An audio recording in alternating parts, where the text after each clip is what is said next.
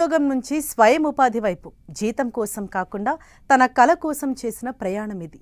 తేనెటీగల చిన్న ప్రపంచంలో పెద్ద అవకాశాలను గుర్తించి వాటిని విజయంగా మలుచుకున్న కడప జిల్లాకు చెందిన ఓ యువకుడు గ్రామాల్లోనే ఉండి కూడా గొప్ప విజయాలు సాధించి వచ్చని నిరూపిస్తూ నేటి యువతకు స్ఫూర్తిగా నిలుస్తున్నారు.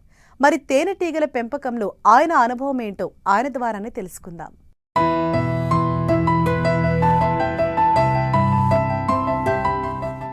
గింగిరాలు తిరుగుతూ కనిపించే ఈ తేనెటీగలు ఒక యువకుడి జీవితానికి తీపి విజయాన్ని అందించాయి. ఆ యువకుడే ఇతను. పేరు విష్ణువర్ధన్. కడప జిల్లా జమ్మలమడుగుకు చెందిన ఈ యువకుడు బీటెక్ పూర్తి చేసి 2 ఏళ్ల పాటు సాఫ్ట్వేర్ ఉద్యోగం చేశారు. అయితే కుటుంబ సభ్యుల అనారోగ్యం కారణంగా ఇంటి దగ్గరే ఉండాల్సిన పరిస్థితి ఏర్పడింది. అదే సమయంలో సొంతంగా వ్యాపారం చేయాలనే ఆలోచన మరింత బలపడింది.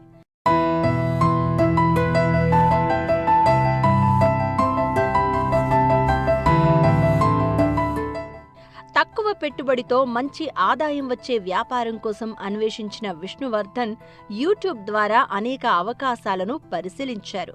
అందులో తేనెటీగల పెంపకం ఆయన దృష్టిని ఆకర్షించింది. ఆ ఆసక్తితోనే ఈ రంగంలో ఇప్పటికే ఉన్న రైతు వద్ద పనిచేస్తూ తేనెటీగల పెంపకంలోని మెళకువలను నేర్చుకున్నారు. అనుభవం సంపాదించిన తర్వాత ధైర్యంగా సొంతంగా అడుగులు వేశారు. కేవలం 20 పెట్టెలతో ప్రారంభమైన ఈ ప్రయాణం అంత సులభం కాదు. వాతావరణ మార్పులు, తేనెటీగల సంరక్షణ, మార్కెటింగ్ వంటి అనేక సవాళ్లు ఎదురయ్యాయి. అయితే పట్టుదల, నిరంతర పరిశీలన, అనుభవంతో వచ్చిన అవగాహనతో ఒక్కో సమస్యను అధిగమిస్తూ ముందుకు సాగారు. ప్రస్తుతం విష్ణువర్ధన్ వద్ద 90 తేనెటీగల పెట్టెలు ఉన్నాయి. వాటి నుంచి నాణ్యమైన తేనెను ఉత్పత్తి చేస్తున్నారు. ఉత్పత్తి చేసిన తేనెను జమ్మలమడుగు మ్యాక్స్ FPO ద్వారా మార్కెట్ చేస్తూ వినియోగదారులకు చేరవేస్తున్నారు. దీంతో మార్కెటింగ్ సమస్యలు తగ్గడమే కాకుండా ఆదాయం కూడా స్థిరంగా లభిస్తోంది. ఇంటి వద్దే ఉంటూ కుటుంబ బాధ్యతలను నిర్వహిస్తూ ప్రకృతితో మమేకమై వ్యాపారం చేయడం విష్ణువర్ధన్ ప్రత్యేకత. తేనెటీగల పెంపకం ద్వారా నెలకు సుమారు 70,000 రూపాయల వరకు ఆదాయం పొందుతున్నారు. బిజినెస్ పెట్టాలి అని ఆలోచించినప్పుడు లో ఇన్వెస్ట్మెంట్లో ఉండాలి, యూనిక్గా ఉండాలి అన్న టర్మ్స్ మీద ఈ బిజినెస్ చూస్ చేసుకోవడం జరిగింది. ఈ బిజినెస్ చేయాలని డిసైడ్ అయినప్పుడు ఫస్ట్ నేను యూట్యూబ్ నుండి బీ కీపింగ్ ఎలా ఉంటుంది అని చెప్పి తెలుసుకోవడం జరిగింది. యూట్యూబ్ ద్వారా ఒక బీకీపర్, సీనియర్ బీకీపర్, ఆయన పేరు అశోక్ కుమార్, ఆ సార్ దగ్గరికి వెళ్ళి నేను వర్క్ చేస్తానని చెప్పి రిక్వెస్ట్ చేయడం జరిగింది. అక్కడ అప్రాక్సిమేట్గా 1 మంత్ నేను అక్కడ ఉండి ఆయన దగ్గర వర్క్ చేసి బీకీపింగ్ గురించి ఐడియా తెచ్చుకొని ఫస్ట్ యూనిట్ సెటప్ చేయడం జరిగిందండి. బీకీపింగ్ యూనిట్, ఈ ఏపీఆర్ యూనిట్ సెటప్ చేయాలంటే కొన్ని ప్రీరిక్విజైట్స్ ఉన్నాయండి. ఫస్ట్ అండ్ ఫోర్మోస్ట్ చాలా ఇంపార్టెంట్ ఏంటంటే లొకేషన్ చూస్ చేసుకోవడం అనేది చాలా ఇంపార్టెంట్.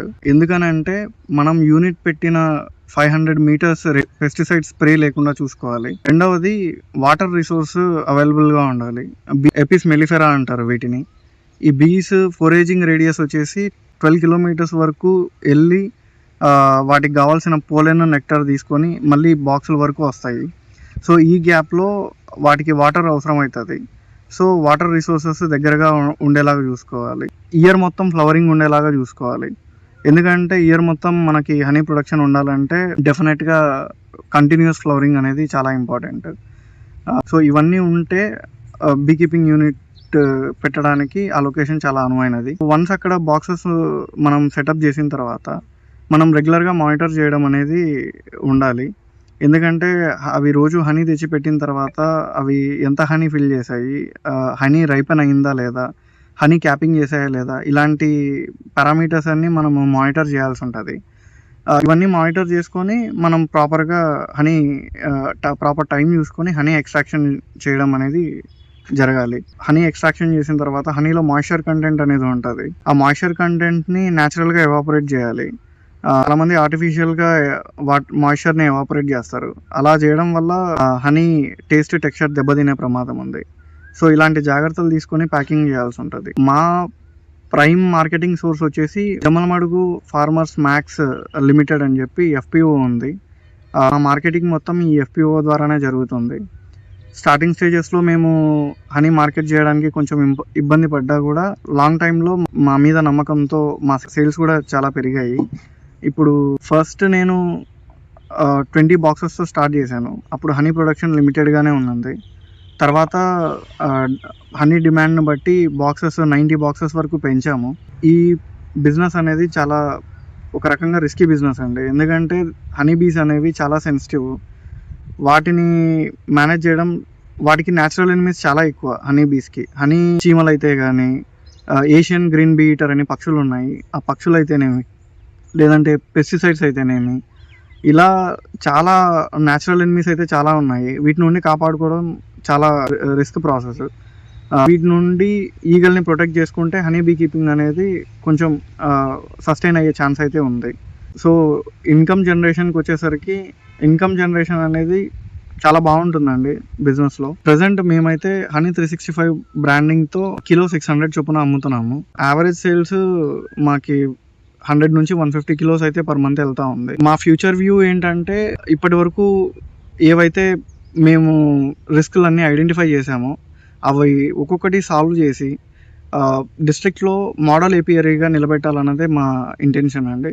సో ఆ వైపు మేము ఒక్కొక్క స్టెప్ వేసుకుంటూ వెళ్తున్నాము. వితిన్ ఏ ఇయర్ మేము మా మోడల్ ఏపీఆర్ని ఎస్టాబ్లిష్ చేస్తామని గట్టిగా నమ్ముతున్నాము. ఉద్యోగమే భవిష్యత్ కాదని, సరైన ప్రణాళిక, కృషి ఉంటే వ్యవసాయ అనుబంధ రంగాల్లోనూ మంచి అవకాశాలు ఉన్నాయని నిరూపిస్తున్నారు.